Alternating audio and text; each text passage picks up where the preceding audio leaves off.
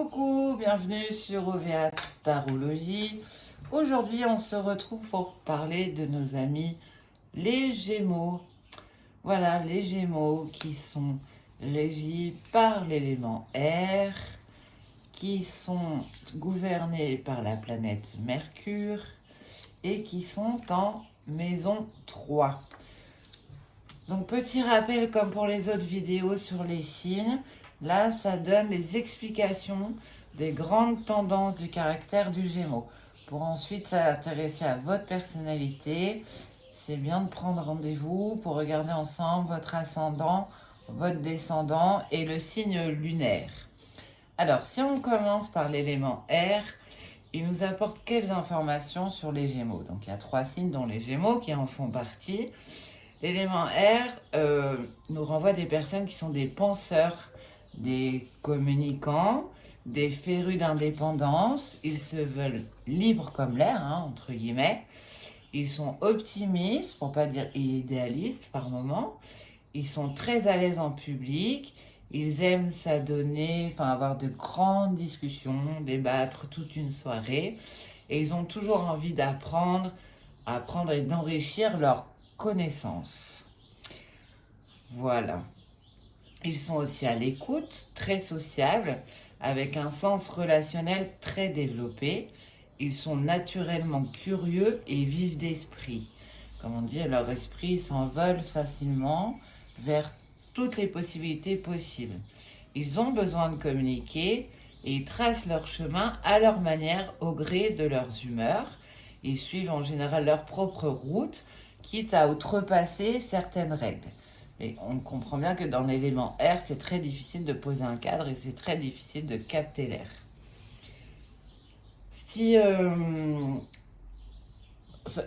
En fait, ça leur donne du coup, pour d'autres personnes, un côté un peu volatile, comme je viens de dire. C'est très difficile de les capter, de les retenir dans l'air, de canaliser l'air.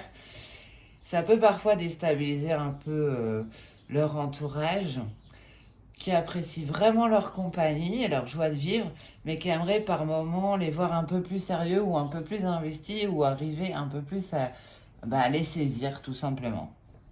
Ils leur glissent un peu entre les doigts comme l'air, pas comme le poisson dans l'eau, comme on avait déjà évoqué sur le signe du poisson. Alors en même temps, il faut savoir que si en tant que Gémeaux, vous communiquez facilement et que vous attirez la sympathie, vous, de votre côté, vous ne donnez pas votre confiance facilement. Alors ensuite, on en vient à Mercure, donc qui est la planète qui gouverne votre signe. Mercure, qui s'appelle Hermès pour les Grecs, c'est le fils de Jupiter, c'est-à-dire le fils de Zeus pour les Grecs. C'était un voleur à l'époque qui a été autant apprécié pour toute sa qualité, entre guillemets, de chapardise, etc., que détesté par d'autres. Mais n'empêche qu'il est devenu quand même le dieu des échanges. Donc c'est la planète donc des échanges, des activités commerciales et du coup de l'intelligence, la ruse d'esprit, l'esprit d'analyse. Et il était aussi le médiateur entre l'Olympe et les dieux, donc le messager des dieux sur terre. Il a des ailes aux pieds, je ne sais pas si vous le voyez, qui le rendent agile et qui lui permettent, comme le Gémeaux, de voler d'une situation à une autre ou d'un lieu à un autre. Voilà, c'est de là que tient la qualité d'adaptabilité, excusez-moi, je vais y arriver, le Gémeaux. Mercure, ça symbolise également tout ce qui est communication, écriture, enseignement, voilà, tout ce qui va être dans l'échange. Et comme on a vu, Mercure, grâce à ses ailes sur les pieds, peut se déplacer rapidement. Le Gémeaux peut avoir du mal à rester concentré très longtemps. Il aura tendance, on le verra plus loin, à les utiliser dès que la situation le lui demande. Alors, Mercure en Gémeaux nous apporte quelques informations supplémentaires, à savoir que vos pôles d'intérêt peuvent être très variés. On parle d'une intelligence curieuse. Vous comprenez souvent avant qu'on vous explique. même si parfois vous arrivez à autre chose. Vous excellez vraiment dans la communication et l'expression de vos opinions. Vous trouvez toujours les mots qu'il faut pour soulager les personnes qui en ont besoin. Vous pouvez aussi passer du coq à l'âne sans problème et penser à plusieurs choses en même temps. Vous avez un certain savoir-faire naturel, de l'imagination, une belle vivacité d'esprit et le sens de la répartie. Alors quand vous êtes bloqué dans une situation que vous n'arrivez pas à faire un choix, vous pouvez sans remords jongler avec la vérité et faire quelques pirouettes ou parfois même des vraies volte-face pour esquiver la réalité ou vous adapter à la situation. De la même façon, vous n'hésitez pas à cacher votre grande sensibilité derrière des traits d'humour, car vous la considérez comme pas comme un défaut, mais comme une faiblesse, et en tout cas, vous partez du principe que c'est quelque chose qui doit rester personnel et qui ne regarde pas les autres. Donc en fait, c'est votre adaptabilité sert à cacher votre sensibilité. Voilà, et les deux cumulés, c'est ce qui donne un peu ce sentiment aux autres que vous êtes instable. Mais c'est encore une fois un mécanisme de défense, comme on a vu, que vous pouvez largement utiliser parce que grâce à Mercure, c'est comme si vous aviez les ailes sur le pied comme Mercure. Alors ensuite, on arrive à la maison 3. Donc pour rappel, le chiffre 3, c'est le chiffre de l'énergie, du mouvement, du dynamisme. Donc on est encore dans le mouvement, on est aussi dans le dynamisme. On sait que vous mais pas tellement rester en place. La maison 3, c'est la maison de tout ce qui est découverte de l'environnement, de la vie en société, de tout ce qui est je pense, des relations de tous les jours, les échanges quotidiens obligatoires, la façon dont vous les vivez. Donc c'est tout ce qui est votre sociabilité. C'est aussi la maison de la communication, des études, de l'intelligence pratique, l'intelligence qu'on peut appliquer. Et dans certains tirages, la maison 3 pourra renseigner sur les frères, les sœurs, et des petits déplacements, des écrits, des courriers, la presse, tout ce qui est transmission d'informations. Alors, si on fait la synthèse, les Gémeaux, j'ai envie de dire que vous êtes des vrais caméléons vifs d'esprit. Vous avez une grande ouverture d'esprit, une curiosité sans limite, vous êtes sans cesse dans la réflexion, tout est prétexte à la découverte et à la stimulation. Vous pouvez parfois du coup avoir du mal à mener à terme chaque action concrète que vous avez entreprise. En fait, c'est l'idée des actions qui restera plus longtemps que le passage à l'acte en lui-même. Vous êtes sociable, loyal, d'excellents communicants, à l'intelligence souple, rapide, vous avez le sourire et la parole facile, l'œil souvent pétillant, vous charmez votre entourage mais sans en avoir conscience. Vous aimez être entouré et avez beaucoup de choses à raconter, souvent pour compter vos découvertes d'ailleurs, parce qu'on a dit tout à l'heure, vous êtes femme de découverte, vous avez besoin de faire plein de découvertes. Et il y en a tellement que vous passerez souvent à la deuxième sans avoir terminé la première, ou changerez totalement de sujet en plein milieu. Vous aimez, avez besoin de prendre de la hauteur, d'élargir vos horizons pour nourrir votre réflexion. On revient sur l'élément R, prendre de la hauteur. Pourquoi être statique alors que tant d'opportunités existent ? Vous avez besoin d'investir votre curiosité et votre sensibilité, de stimuler votre esprit dans de nouvelles découvertes. Si vous n'y arrivez pas, à ce moment-là, vous pouvez vous sentir un peu démuni, un peu déstabilisé et en proie un peu à beaucoup de nervosité, on va dire. Voilà. Vous avez parfois, ce que je disais tout à l'heure, vous pouvez être parfois perçu comme quelqu'un de provocateur, de superficiel ou de désintéressé. Vous pouvez aussi manquer de concentration, avoir tendance à vous éparpiller ou à passer d'une personne à l'autre, d'un sujet à l'autre, d'un lieu à l'autre. Vous suscitez l'amitié, les rencontres, les échanges. Mais en même temps, comme on disait tout à l'heure, vous dévoilez qu'une partie de vous parce que vous faites pas facilement confiance. Vous vous adaptez aux personnes et en même temps, vous savez leur montrer ce qu'ils ont envie de voir de vous. Voilà. Ça, c'est vraiment, encore une fois, une technique de défense que vous avez mis en place. Vous anticipez ce qu'ils ont envie de voir de vous et vous leur montrez exactement ce qu'ils veulent voir. Comme ça, vous ne dévoilez pas tout. Et puis, vous pouvez, du coup, c'est une façon, en fait, voilà, de vous protéger derrière des allures un peu insouciantes. Mais en réalité, vous restez tiraillé ou fragilisé par des contradictions et des confusions dans vos propres désirs. Vous pourrez retrouver votre liberté en vous réconciliant avec votre authenticité, votre vraie nature, qui peut, vous avez des talents de caméléon et je pense que ça doit être très utile, mais pour autant, vous pouvez du coup par moment perdre vos propres points de repère par trop de souplesse, par trop de demande d'adaptabilité aux situations. Voilà. Donc, pour retrouver votre liberté, vous retrouvez un jour, si vous avez une période comme ça dans votre vie, la meilleure façon, c'est d'essayer de vous recentrer avec vous-même et à ce moment-là, peut-être voir uniquement des gens avec qui vous avez entièrement confiance et éviter peut-être de réduire un peu le cercle social pour pouvoir vous recentrer. Voilà. En amour, vous aspirez à des relations simples, plaisantes,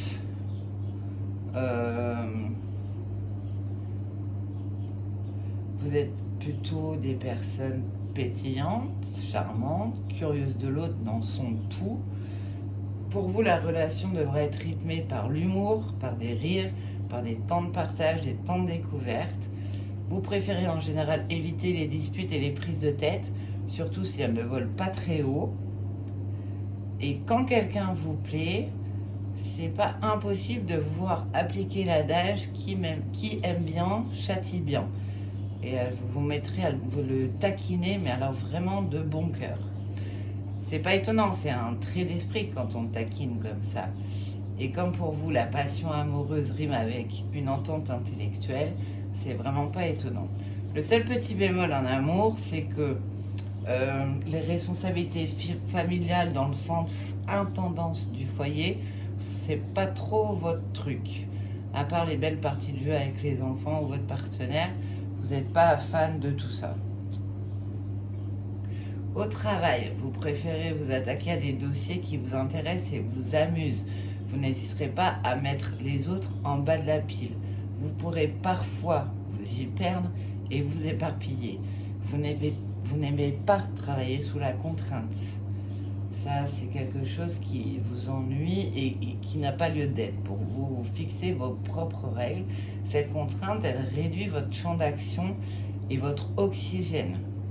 Vous épanouissez dans un métier qui vous permet de vous exprimer, de partager vos idées, de créer des liens, mais aussi de découvrir de nouveaux horizons, de nouvelles personnes. Votre entourage professionnel, d'ailleurs, vous reconnaît souvent comme quelqu'un avec un bon sens du relationnel, une belle vivacité d'esprit, une belle rapidité d'action, ou encore un sens du service et de loyauté. Alors, si on parle de la femme Gémeaux, on dira d'elle qu'elle est charmante, vive d'esprit, pleine d'énergie. Peu de choses resteront dans la banalité à ses côtés. Elle est très multitâche, donc elle peut facilement jongler entre plusieurs choses. Elle peut par exemple regarder son film préféré tout en préparant le dîner et animer un webinaire en même temps. Elle est adaptable, on reconnaît tous les traits qu'on a cités tout à l'heure. Elle peut passer d'un colloque très sérieux avec des gros investisseurs par exemple à une soirée totalement déjantée en quelques minutes. Vous pouvez la croiser très élégante le matin et 5 minutes après la croiser en survêtement ou en jogging. Elle peut parler autant dans des discussions de rubrique People que de la rubrique dédiée à l'économie, en passant par quelques blagues bien placées pour subitement ou en plein milieu partir sur une thèse sur la liberté. Ça, c'est la femme Géo. Sinon, ça serait pas elle. Elle est curieuse de nature. Elle pose des questions, parfois beaucoup de questions. On ne comprend pas toujours d'ailleurs le lien entre chacune de ces questions. Mais en fait, c'est juste qu'elle veut tout savoir sur les personnes qu'elle aime. Elle a besoin de comprendre, elle a besoin de savoir. La ponctualité, c'est pas trop son truc. Pour elle, c'est une notion totalement arbitraire qu'elle va s'approprier pour arriver à l'heure qu'elle souhaite, et pour peu qu'elle soit en retard, elle trouvera toujours une bonne excuse à raconter avec beaucoup d'humour qui laissera les autres un peu quoi, et qui du coup l'excusera de son retard. Voilà. Donc on a dit, elle est très pétillante, elle aime flirter, et en fait, là aussi, tout ce qui est stimulation de son esprit et de son cœur primera. Elle va chercher de la souplesse plutôt qu'un schéma traditionnel. Elle aime tout ce qui sera lié à l'humour, à des discussions interminables, les excursions. Il faudra nourrir sa soif de découvrir et de vivre. Pour ceux qui partagent sa vie, d'ailleurs, mieux vaut éviter trop. Il faudra vraiment éviter trop de rigidité et de sédentarité. Sinon, vous risquez de la voir prendre son envol. Si on parle de l'homme Gémeaux, il est charismatique, intelligent, malicieux. C'est un excellent orateur. Il est capable de capter l'attention de son auditoire avec des petites anecdotes bien placées ou ses traits d'humour. En fait, il a le don de rendre léger ce qui est lourd, abordable ce qui semble inabordable, par sa finesse d'esprit. C'est un caméléon également, un caméléon social, un caméléon à tous les niveaux en fait, qui sait, comme la femme Gémeaux, il passera d'un sujet à un autre, non pas de façon subtile, mais avec une grande aisance. Il peut être par exemple votre pote de beuverie un soir et pondre un article sur les stratégies marketing à mettre en place face à l'IA pour le lendemain matin à la première heure. Il peut passer d'une soirée mondaine à un track sportif. Il s'adapte en fait à tout du moment que ça rime avec changement. Son esprit est toujours en mode réflexion. Il a souvent plusieurs projets en cours. Et encore une fois, on retrouve l'idée, il préfère avoir plusieurs projets en cours que de les mener systématiquement à leur terme. En amour, ça sera quelqu'un de naturel, un petit coquin malicieux qui cherchera la stimulation intellectuelle autant que physique. Sa partenaire ou son partenaire devra être spontané, relativement dynamique pour arriver à le suivre et savoir en même temps titiller son intellect et être préparé à son ambivalence. Parce qu'avec son côté caméléon, il peut être à la fois sérieux et espiègle, stable et changeant, se montrer très intelligent et parfois complètement superficiel. Voilà pour nos amis les Gémeaux. Alors maintenant, si on regarde dans les cartes, chez Fontaine, j'ai choisi celle-ci parce qu'on retrouve le petit arlequin qui jongle, hein, c'est le roi de la... Voilà, il jongle, donc ça monte bien. En même temps, il y a l'aspect communication qui est ici. Donc il sait jongler pour s'adapter aux situations. Et c'est très gai, il y a plein de couleurs. Donc c'est un personnage qui bouge, c'est très gai. Mais il n'hésite pas à passer d'un pied sur l'autre, comme on disait tout à l'heure, pour s'adapter aux situations. Dans le tarot de Marseille, eh ben, c'est les amoureux. Les amoureux qui correspondent au signe mutable des Gémeaux. C'est une carte qui parle de dualité et de partenariat et aussi de choix. De la même manière que les deux amants, les Gémeaux sont représentés par le symbole des jumeaux, en fait. L'énergie des Gémeaux incarne facilement deux extrémités opposées d'un spectre à la fois. On retombe sur la notion de dualité, d'ambivalence, du passage d'un état sérieux à un état superficiel, comme on disait tout à l'heure. Voilà, les Gémeaux ont une réflexion rapide et qui convient parfaitement à cette carte-là. Et en plus, ils adorent obtenir des informations, comme on disait, pour prendre une décision éclairée. Voilà. Et en même temps, le signe astrologique du Gémeaux signifie que parfois, les natifs de ce signe sont eux-mêmes jumeaux ou qui peuvent ressentir cette quête continuelle de l'âme sœur qu'ils retrouveront du coup chez un ami ou un partenaire ou un mentor parfois. Chez Béline, c'est la carte de l'intelligence, hein, parce qu'on retrouve la planète Mercure. Donc la réflexion prime avant tout, mais n'empêche pas l'action. Voilà. Et puis dernière chose, donc dans les anges de l'amour, on va regarder la carte qui symbolise l'amour chez les Gémeaux. Et voilà, et on tombe sur espièglerie. Espièglerie, pour retrouver l'amour, permettez à l'esprit espiègle et enfantin qui est en vous de se manifester. Donc ça résume bien ce qu'on disait tout à l'heure. Il ne faut pas être figé pour les Gémeaux dans l'amour. Il faut savoir garder une âme d'enfant, être toujours ouvert à des nouvelles découvertes, faire des jeux, voyager, ne pas rester sédentaire et ne pas se laisser figer par le quotidien. Ben écoutez, j'espère que cette vidéo vous aura plu. Je vous dis à très bientôt. En attendant, prenez soin de vous.